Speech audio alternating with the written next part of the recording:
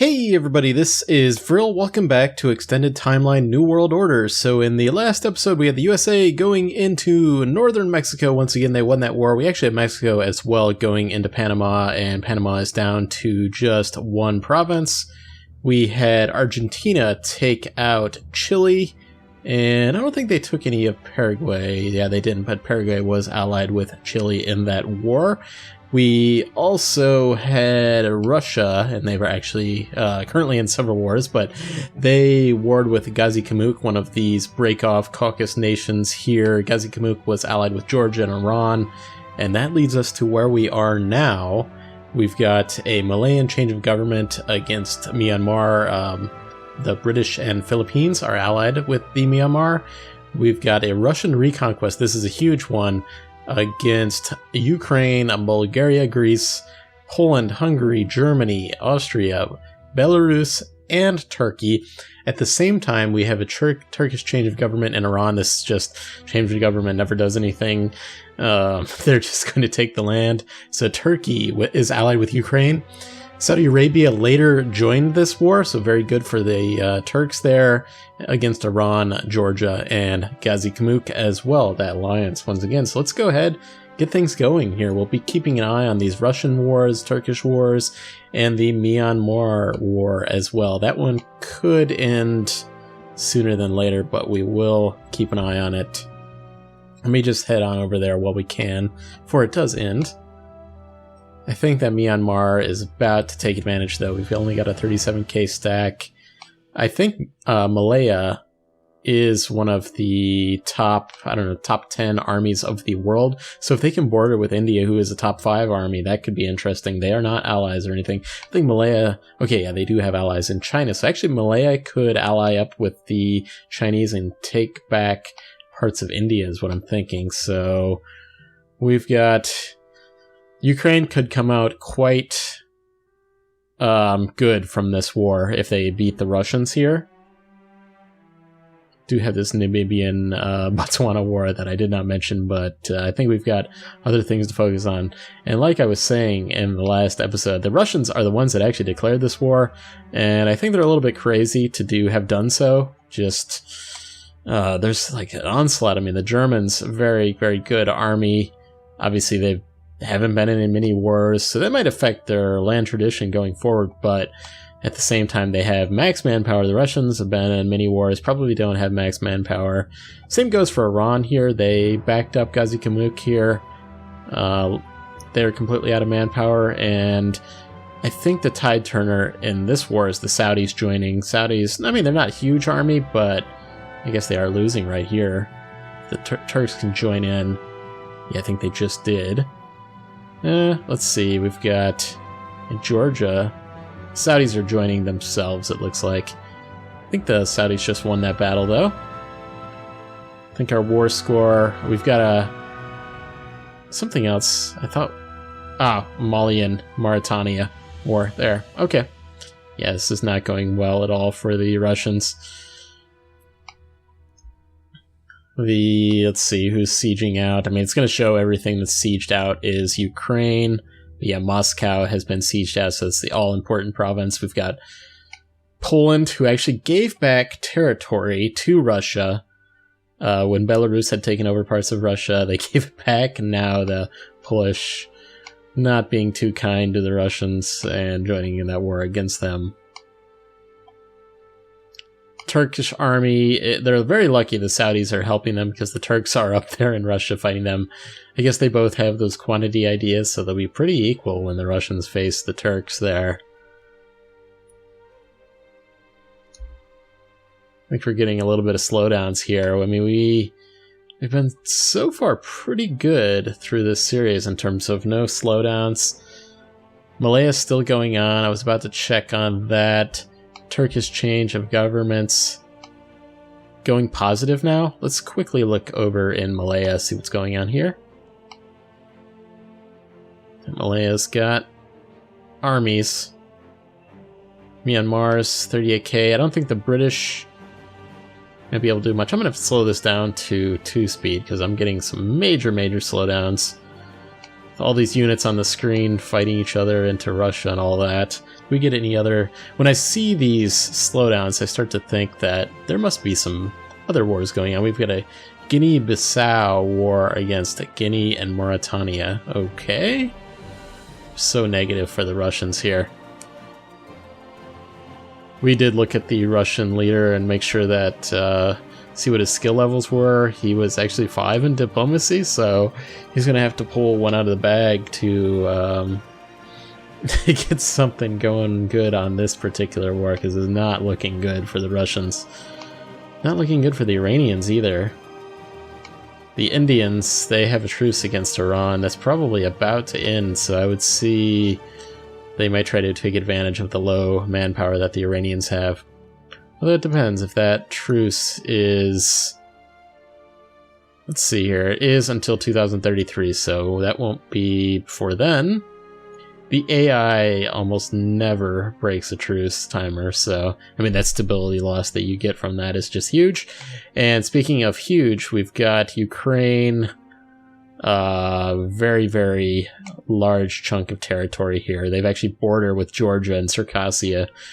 Wow. Okay. Well, Russia not doing so hot. But this will help the Turks here be able to focus back. We've got China going into... Actually, China... Oh, against North Korea and Hawaii, I think is how you pronounce that. One of these break-off Chinese states that broke off earlier in the series here, so not much going to happen there. But I think China basically... You know, they've lost this territory to India.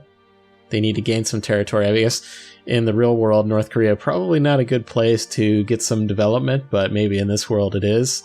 So, yeah, I would say China's going to be able to... They should be able to easily take out most of these guys. Can't believe... So North Korea, because they're so isolated in the world, they had to ally with some of these guys here. Hawaii here, who were, I think, yeah, they were the socialist... Actually, not. Okay. Well, somebody here of these break-off Chinese states were socialist states, so communists. Malian. Okay, I want to focus on this Turkish one, though, because I want to see Saudis taking out the Iranians. Iranians completely out of manpower. What do we got here? Ah, okay, because the Turks are allied with the Ukrainians. I was thinking... For a moment, when I first saw this, I was like, is that rebels, or what is this? Russian separatists? Something like that, but not... Yeah, the Ukraine, so much territory they've gained here, so that's very good stuff. You guys have to let me know in the comments what you think about that. I think we might be able to push our speed back up to 3 now that that war had ended. I mean, considering the Iranians had these... What do we got here? Iraq. Okay, that is Iraq. I was thinking it was Syrian flag for a moment. Very similar. Saudis have some pretender rebels, so they're going to have to retreat back to Saudi Arabia to deal with that. Okay.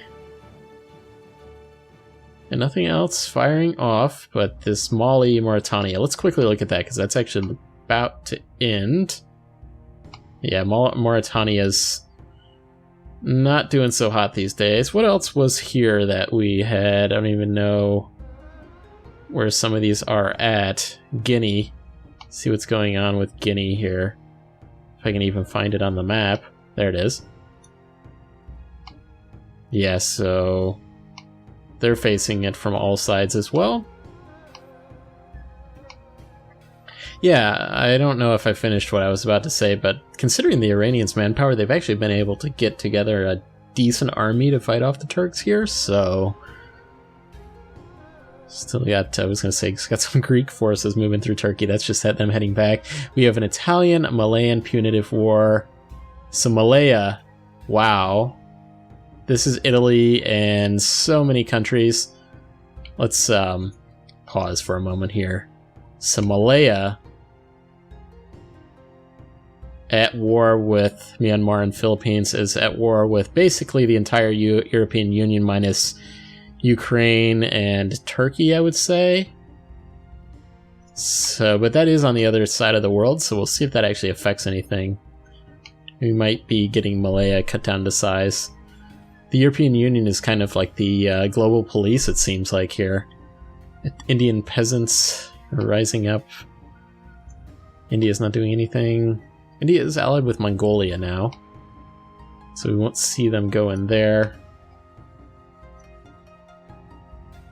Turks just struggle with these.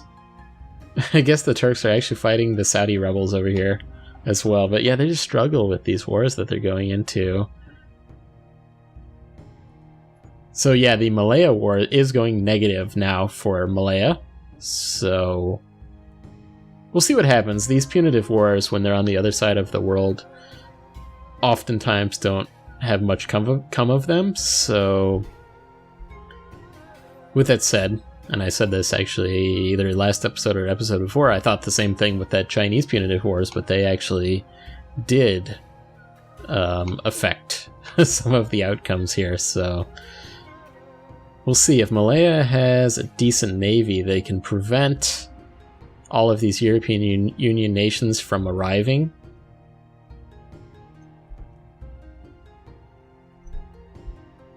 Just looking if there's like European nations around anywhere. I would think that this Turkish war, though, is probably getting some war exhaustion here, because this one's been lasting a little while now. It's Chinese Hui War. We'll have to see. Well, yeah, that one's taking a while, but they're about to win. So maybe Myanmar will take advantage from all this. The Chinese have not quite gone into North Korea yet. Not sure what they're waiting for. It looks like they beat the North Koreans, at least in terms of the army, but they haven't gone in otherwise. Got the Ukrainians, yeah, it looks like... Now we still got a 50k stack of the Iranians, but we have the Ukraine, 50k, we've got a 80k between Saudi Arabia, Turkey, and the Saudis. 30k Turkish stack there as well. What's going on here? Are these guys, European Union nations, they're traveling through Russia to get to China, I believe, is what's happening there. I thought maybe there was another war going on. So they're not going through the... not trying to take their transport ships, which... Those transport ships are something that I'd say EU4 just does not do very well. We've got the Philippines actually sieging out some parts of Malaya here.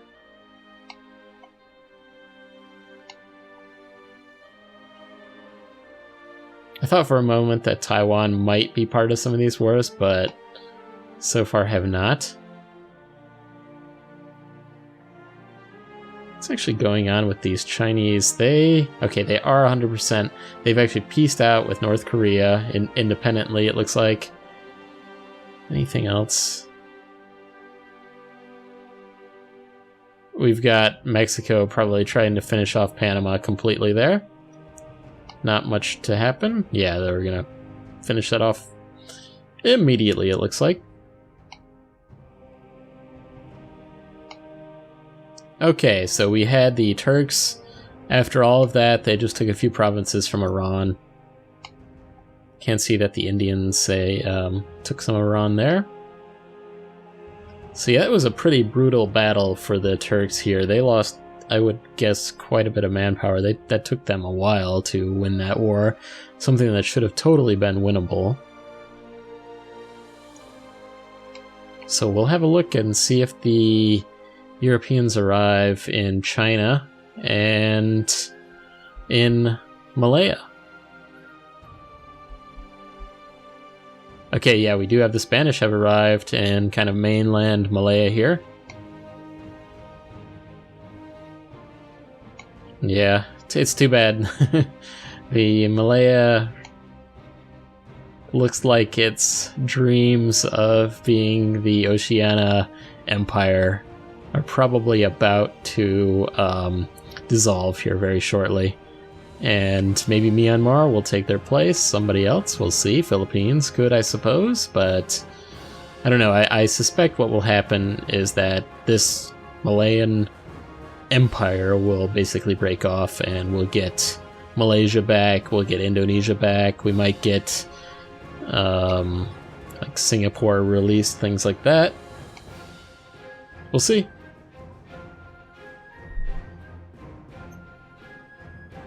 Surprised that we didn't have like an Indian punitive war or something like that as well. We have a Brazilian Paraguay war. Who is Paraguay allied with? Peru. Okay. Somehow China is not finishing off this Hue war here. No idea if I'm even pronouncing that correctly, but... Okay, yeah, so actually, yeah, Peru. Okay. Peru and Brazil up at it again. Actually did not, I like read it and I didn't even think that Peru, because Paraguay, Peru, and I knew Paraguay was like here, and I was thinking Peru, that's nothing to, not much of an ally, but they certainly are. It does look like the Brazilians have a pretty good sized army still though.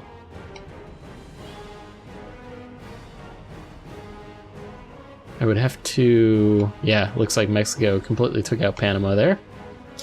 Need somebody to go into Venezuela now, I think, is probably the play. So Mexico now now borders with Peru, so we'll see that what that happens in terms of Mexican expansion or Peruvian expansion into Mexico. I think it was Paraguay has a 3-star general. So that's quite good. I'd probably just try to completely defeat the Brazilians with their 1-star if I was them. Completely take out their army and then be totally decisive. Because Russia's just like trying to rebuild itself here. We had quite a few wars have finished off, but it was all like Mali. The Ivory Coast seems to have expanded.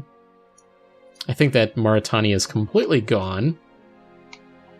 Is Guinea still here? Guinea-Bissau. That's where this is. Okay, I had no clue what that was.